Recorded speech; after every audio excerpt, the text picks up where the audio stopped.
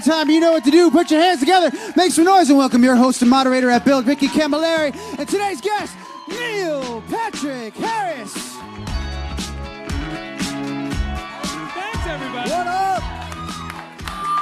One more time, Neil Patrick Harris. Thank you so much Hi. for being here. Thank you. I like the new digs. This is very cool. Yeah. You are really like our first guest. I feel like I'm on TRL. Is that like a new TRL? Like a new TRL, yeah. Like a newer, cooler TRL. Can the people outside see in?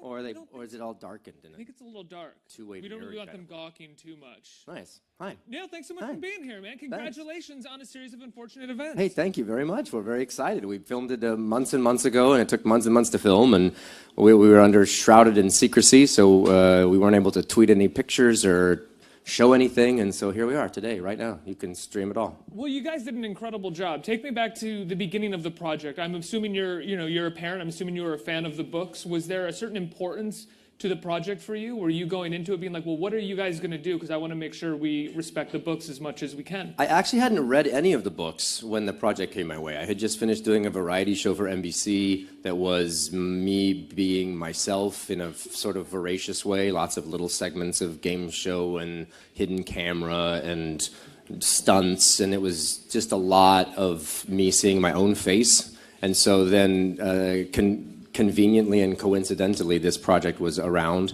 and they were getting greenlit by Netflix, and so it was kind of an interesting, creative, perfect storm for me. They asked if I'd be interested in Olaf. I loved the idea of looking nothing like myself and doing something really transformative. I loved the idea. Once I heard that it was an opportunity, then I read the book, then I read one of the scripts, and they were very, very similar, and I appreciated that they were wanting to make the project on camera look as much like as truthful and faithful to the books as possible. So that seemed like an asset. And I have kids of my own that are 6, and so I think it's fun to be able to be in something that plays to more than one demographic. Have they seen any of it yet? Yeah, they saw the first 2 episodes. They actually saw the first 2 episodes on set. They did a cast and crew filming. A screening of it with everyone the second to the last day of shooting, and the kids had been around, so they liked it. They thought it was funny. So they could recognize you. They'd already seen you in costume, and yeah, for sure. Well, they live here in New York, and we film in Vancouver, and so I would FaceTime with them every day. As in Count very Olaf? weird guises. Sometimes Count Olaf, sometimes Stefano, sometimes Shirley. That was a hoot. How did that usually go? Do you have to explain who you are? Do they freak out, or do they know it's you right away in costume? They knew that it was me calling because FaceTime says Papa, but they never knew when they pushed the button what horrible guise I would be in. But yeah, sometimes when I looked like Shirley, that was fine. But sometimes it would be lunch, and I would have the Shirley wig, but the dress would be off, and I'd have these weird pads, and some of the teeth would be out. So yeah, I've scarred my children a lot. No. Now, the show is incredibly faithful to the books, but one of the things that I also love about it is that it seems, while being faithful, it was open enough to allow you guys to be really playful as actors. It feels like there are jokes and there are riffs that almost kind of came up on set that are played with a little bit more, rather than just being solely faithful to the books. Yeah, we didn't want to make the book feel like some biblical tome or something that we had to be ridiculously strict to. And Daniel Handler, who wrote the books under the pen name of Lemony Snicket, is one of the executive producers.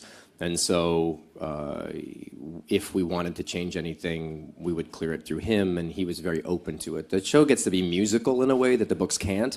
So in some ways it's operatic, and then there's a lot of musical underscore underneath things, and I think that sort of keeps the momentum alive in a way that you probably couldn't do in the books. There's some self-referential things. We talk about streaming media, and we talk about Uber and certain weird things, but... Well, like right away in the trailer, there's the joke about the hourglass, and you say, I bought this online, I wasn't sure how long it would last. Well, that was an interesting thing when we're filming it, because when you read the books, at least when I read the book, I felt that it was an older time period, because you're dealing with Olaf's mansion, and you're dealing with children on Briny Beach, and they take a trolley there, and so you think, what is it, the 40s, the 50s? But it's not. It's intentionally timeless. Daniel wanted to create a world through the eyes of children that was fantastical in a way, and ironic in a lot of ways, and educational, but also morose. And so when we're filming it, we had to think, what were the costumes? How, are they from a singular period? Because no one had cell phones, but we'll use walkie-talkies. And one of the walkie-talkies will be an old classic walkie-talkie, and one will be one that you could get at Radio Shack. So I'm wearing turtlenecks and sort of throwback jackets and stuff. So we sort of mixed a bunch of time periods together. So it allowed us to be able to talk about streaming media without it seeming totally off topic. And yet it allowed us the world that didn't have to include iPads. And in that way, it sort of feels a little like a lot like Wes Anderson to me in some ways, where it really takes place in its own world, very fable-like, but at the same time, no specific time period. I love that. I love Wes Anderson. I think he's just amazing, and clearly when you watch one of his movies, the screen is a character, so you have all of the actor people, but you also have great symmetry and great stillness and confidence in the shot selections. But before Wes Anderson was Barry Sonnenfeld, and he is the executive producer of this. He is the director of half of the episodes. He is the heart and spirit of this, and he did the Addams Family movies, the Men in Black movies, Pushing Daisies, and he has a real specific aesthetic. He was a director of photography for the Coen Brothers movies and Raising Arizona. And so while I hear Wes Anderson and appreciate it, I have to pivot to Barry, because really this is his world, and he's extraordinary, and he's such a lovely and odd man with a great sense of humor, and I'm proud to be part of his brain. I was making my way to Barry. Yeah, we all are. He's amazing, and I would say, he has an incredible resume. I personally, I think this is the best thing that I've seen him do. It takes everything that he's wonderful at, and it sort of gives him free rein, it feels like. Barry's a pretty cynical man, and he has been through a lot of chapters in his life professionally that were hampered by circumstance. Big giant movies that didn't do so well. What was the Wild Wild West, which was supposed to be this gigantic bajillion-dollar movie, and it didn't beget a sequel and things like that, right? He was supposed to direct the original movie, right? He was directing the movie that they were going to make in 2003, and while they were building sets and stuff, he was fired from that because they had disagreements. Daniel Handler, who was writing the movie, was fired from that as well. So the two of them, in a weird way, this is a great redemption story for them. But they came at it, at least at the beginning, I was aware of it, very skittish.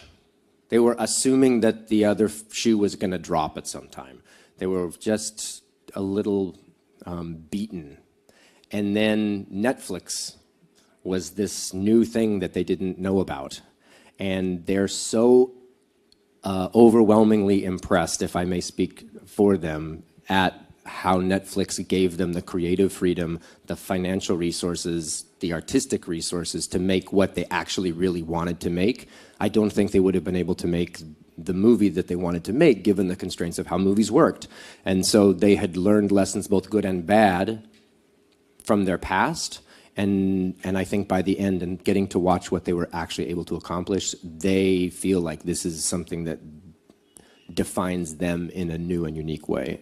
The Netflix ideal is super strong. And I think it's cool that we're doing this and that this is live streaming and everything, because that is the world, is a commercial-free world where you pay for things that you want to watch. Netflix chooses a lot of content, and that's where they spend a lot of time. If they're going to commit to a project, whether it be Stranger Things or The Crown, they'll commit to the project and then give you the money and the time and the resources and then walk away and let you do it. They figure out the metrics of who should be involved, and then they let you do it. And they don't stand around and question things and nickel and dime things, and then you keep having to make kind of what you wanted to make, it's really freeing creatively, and you end up getting great people to be involved with it. And it kind of does feel like, well, I hope that it is, as someone who likes artist-driven work, that is kind of the future, because it feels like audiences, even the most mainstream of audiences, have grown a little tired of what feels like product made by committee in many ways. Like you can see with Stranger Things, with a series of unfortunate events, with The Crown, that these were things made by a group of artists who truly wanted to tell the best story possible. And you're uninterrupted because of the lack of commercials. And I think it makes for a more discerning audience. When I sit down to watch TV now, I will go to my Apple TV and I will see what I want to watch, and I will find it and I will order it and I will watch it. I don't have to sit there and watch something and then it stops and then there's a Tampax commercial and then there's, you know, a Crackers commercial and then a video game thing and then I'm back to the story. And then there's ads for other shows that I'm supposed to watch. Like, I think we are able to now watch what we want to watch. So, Chef's Table, that's what you watch? That's your show? Oh, we love the Chef's Table. Food porn is the best. Are you? I mean, it's I'm married to a chef. Oh, right. And he has got my palate, has expanded it entirely. And our kids have great palates too. And my favorite thing to do is go eat at a new restaurant and have the chefs just bring out food. Thankfully, I don't have food allergies, and so if I look at a menu, I'll tend to order the same things. But if they just bring out amazing food and it's theater and you're kind of throwing the gauntlet down, show me what you got, chef, and they bring out thing after thing, that's the best. And Chef's Table, the cinematography is sick. Let's talk about your performance as Count Olaf, because you do an amazing job of, once again, being self-referential and at the same time being sometimes as big as Count Olaf has to be, but without sort of distracting us or pulling us out of the story. I imagine it's a pretty tight rope to walk in terms of being a performer. It was both hard and super duper easy, because Olaf is supposed to be very base, and you don't need to understand where he came from, and he doesn't ever realize his misgivings and change. So I just got to be awful, and at certain points be actually mean and awful, and you need him to be vile in order to validate and justify why these kids don't just leave, or why they're so afraid, and it's part of the engine of it. So that was easy, to go in and just be nefarious and horrible and awful. At the same time, you had to be subtle within it, because if you're just Grand Guignol, over-the-top, operatic asshole, then I think that becomes a little bit redundant. And I would imagine, thankfully, in each book, he reappears in disguise as someone completely different to try and achieve the same goal, in a weird, wily coyote kind of way. So, yeah, it was fun. I got to be, and the words are great, they're really fun words to speak. And the sense of humor is twisted and sort of dark, and I liked that. It's a 4-quadrant project, they call it, which means they're shooting for the stars with a bunch of different demographics. We didn't make this content for kids and hope that the parents will just sort of suffer through it and Instagram while it's happening, and yet we didn't make the project for the content to be for adults that the kids would not be able to watch because it was too mean or too scary or filled with cursing and stuff. So I think they wanted, like, Jurassic World was a 4-quadrant project for Universal so that everyone can see it and get something out of it. And I like the dynamics of that, so I didn't have to pander and play, I'm an angry man, kids.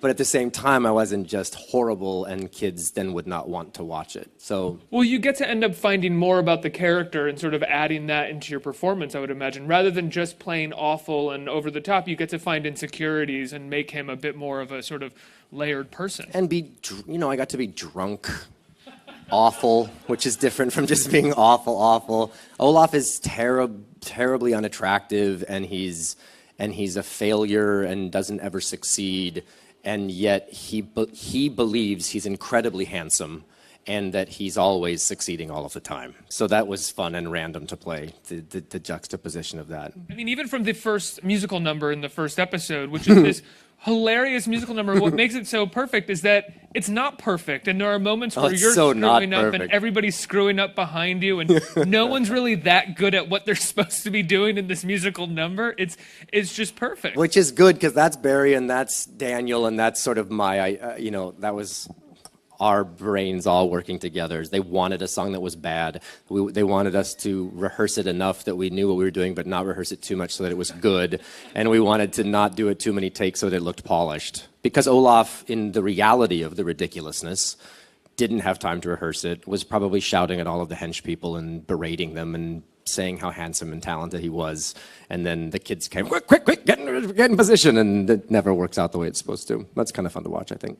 I have to ask, you are in a movie coming out. I'm not sure when it's coming out, but the new Alexander Payne movie. Yeah, Downsizing. That's amazing. What was it like working with Alexander Payne? Super exciting. It was in the middle of filming this, so I flew from Vancouver to Toronto, and I have a small part in it, pardon the pun, because it's called Downsizing.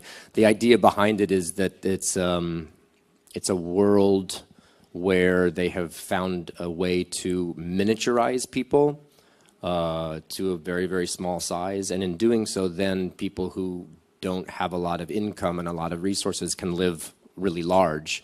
Because since there's normal sized people as well, you can eat steak for days for a month, because this much a regular size ribeye steak would feed you forever. And you could live in a mansion because the mansion's only this big. The downside to it is that you can't become full-sized again, so you have to make a decision as to whether you want to live the rest of your life that way. And so I'm one of the smaller people that interacts with Matt Damon, who is the protagonist, kind of deciding whether he wants to do that and the ramifications within it. So it's sort of surreal and more comedic, I think, and probably more CGI than Alexander Payne has done in the past.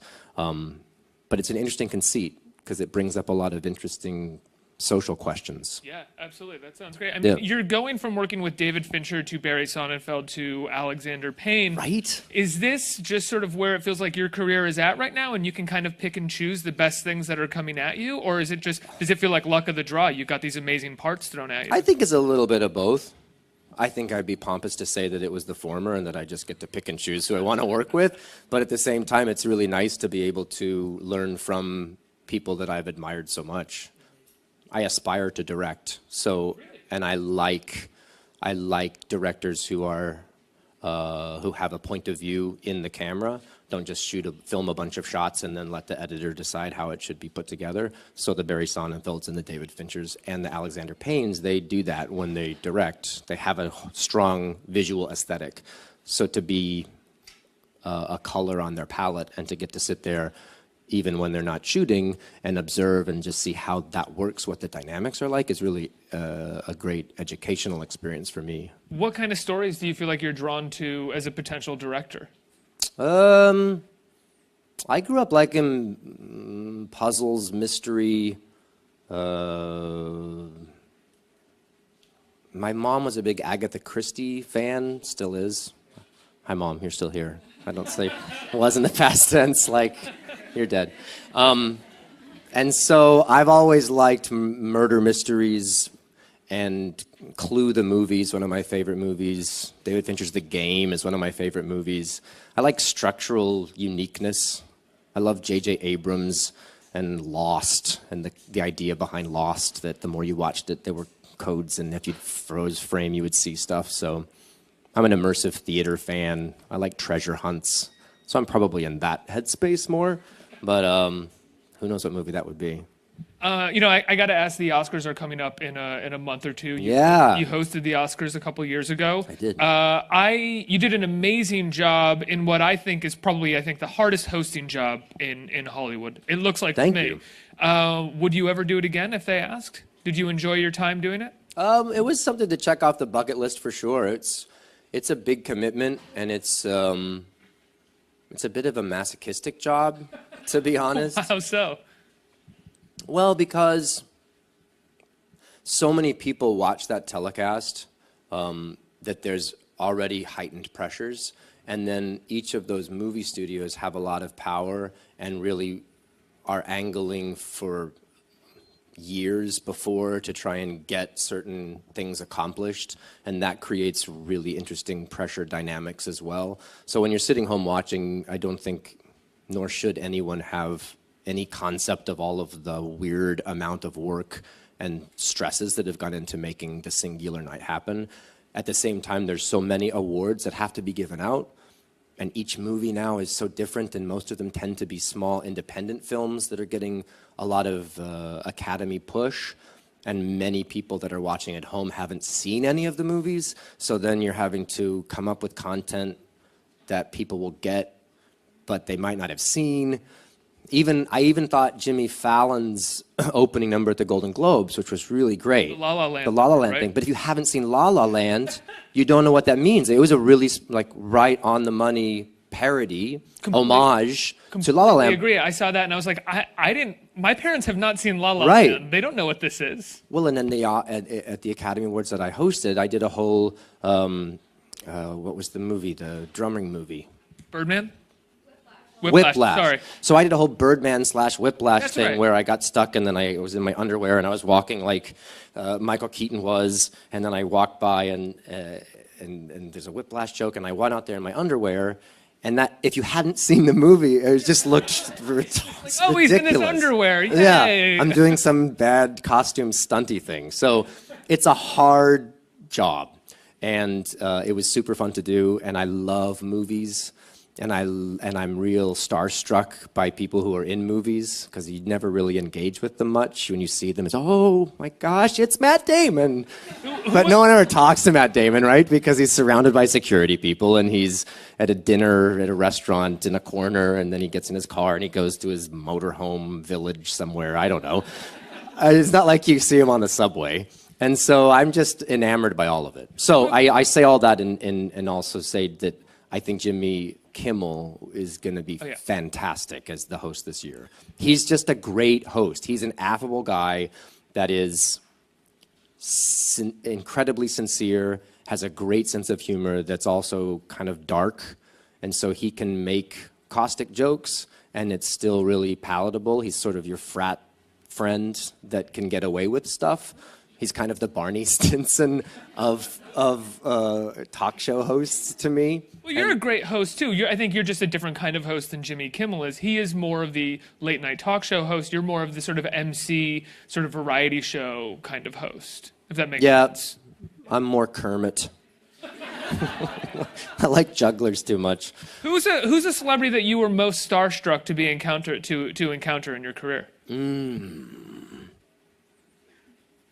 Jim Henson. Wow. I was Good younger. He was on an airplane. And I was on an airplane too, and we were directly across the row from each other. And I was young, so he probably had no idea who I was, but I just couldn't stop. I must have been, maybe, season 1 or 2 of that. And I just kept, gotta clap for on an Doogie airplane over when here. you're stuck there, you can't stop staring at the person. So I would just watch Jim Henson. And he passed away maybe 3 or 4 months after that, so I missed my shot. But I don't know. Brad Pitt's really cool. When Brangelina was a thing, that was just royalty. They would come in, they were both so gorgeous, and they'd just pass by, and everyone would quiver. Beyonce, she's pretty fantastic. I don't know, I like famous people. They're I do cool. too. That's why I'm sitting here. What about you? That's a good question for you, and you interview people, so... It's always like a really weird one, and my answer is never that good because like massive famous people, you sort of work it up and you get nervous and then they're just totally normal and fine. But the ones who are actually kind of idiosyncratic and weird maintain a kind of starstruck thing because you can't get anything from them because they're just really idiosyncratic. Yeah, that's true. I get that. Yeah. Let's open up to the audience for questions. Who has questions out here? Hi, how are you? Oh, hi. Good. Sorry. Hi. This is so exciting. You're Neil Patrick Harris. This is like. I am. Thank you.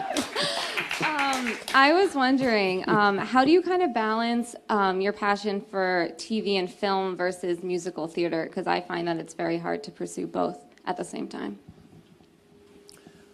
I feel like I've been very fortunate to be able to dabble in a lot of it. And I think maybe because I started so young and I did a singular thing and was worried that I would therefore not get to do other things, I've had maybe an extra drive to make sure that I was able to do other things. And I don't mean able to do other things, but able to learn how to do other things, because each of those are such different skills, right? Making a movie is just a super different experience because you're in a little bubble gypsy world of people who are really good at what they do, but it's tight close-ups that are going to be appearing on a giant screen, so subtlety is really observed. Television is a lot more material being thrust at you all day, a much higher page count, if that makes sense. So instead of doing one scene for 2 days, you're doing 4 scenes in 1 day, so you're regurgitating more material. And you have to do it faster, but still make it look good. Multi-camera is the same thing, but now with 4 cameras. So even as I'm acting with you, I'm aware that there's also these potential cameras going, so your mind's working in a different way. Theater, totally different. It's everyone's watching the same performance, whether you're sitting there or you're sitting way, way, way back there. So you have to figure out in your mind how to craft a performance that both people will get, maybe in different ways, but they won't see nothing and they won't see too much, right? So, I don't know, I think the fun thing is to be able to, when you're doing one thing, figure out how to do it as effectively as possible so that if you are lucky enough to get the shot to do it, the chance to do it again, you've learned stuff from it and maybe try and incorporate one into the other. I've gotten to do musical stuff on film and I've gotten to do kind of filmic work in theater, so I've been very fortunate. Nice question. Can I re-answer your question from before about being starstruck? I'm sorry, but yeah, it go. just occurred. Isabelle Huppert. That was some. Really? Her and Paul Verhoeven earlier this year. I was kind of nice. Director of RoboCop and Isabelle Huppert is pretty incredible. There we go. Awesome. Sorry. I mean, on the topic of being starstruck, like I'm starstruck right now. This is awesome. Thanks. I'm such a big fan of How I Met Your Mother. Oh, right on. Thank you. I'm so excited for Lemony Snicket, but I couldn't have you here and not ask, how do you and David come up with your amazing Halloween costumes every year? And could you give us a hint, maybe, what's up next if you've thought about it? It didn't come around. It came about because for their first year, they were just these really fat little baby things. And there were 2 of them. And so every month we would take a ridiculous picture with our camera phones in some kind of costume that looked like the month made sense. So for Halloween, because they were born in October, so Halloween was the first one, right? So they were laying on their backs and we just put all severed heads and body parts and snakes around them. And then we took a picture from above and there's these 2 little babies with all this horrible Halloween stuff everywhere. And we did that for a year. We thought that was fun. But then we didn't want to dress up our kids all the time like they're rag dolls. And then Halloween came around the next year, and we thought, oh, let's do a family picture. And so we took one, and then we just kept on doing it. And now that they're getting older, they have a lot more input, which is so annoying. Because when we would just say, put this on, it was just hard to, get Harper to keep her Tinkerbell wings on. But now they don't even want to be Tinkerbell. Tinkerbell's dumb. Tinkerbell's not so dumb. So we slow played the old Hollywood one that we did this year because I knew that they wouldn't really think that was super cool. So we just started having Charlie Chaplin movies on in the background. Oh, that's funny. Look at that guy. Who's this James Dean guy? He's so dreamy, isn't he, Gideon? That guy? So they finally agreed to do it. Next year, yeah, we actually do have a plan for next year that we thought of that I think will be cool. I hope they play along. I don't want to give any hints. Are you It's slow like a playing weird it now? game show. No, I think I'm changing my plan. Now I'm going to let them be whatever they want for actual Halloween, and we'll just do like a photo setup picture for us for this because it's fun for us, but not on Halloween. So we're not forcing them to wear Halloween costumes that they don't want to wear. But it's fun. I don't know. I love costumes. I love Halloween. I love being scared. Neil, I have to let you go. Congratulations on a series of unfortunate events. When can people see it? People can see it right now. It's a really good question why you're not watching it right now, to be honest. But it's, there's all 8 are streaming on Netflix as of today, Friday the 13th. And they're great. And it's so fantastic. Congratulations, Thank Mr. you. Neil Patrick Harris, everybody. Thanks, everybody. Cheers.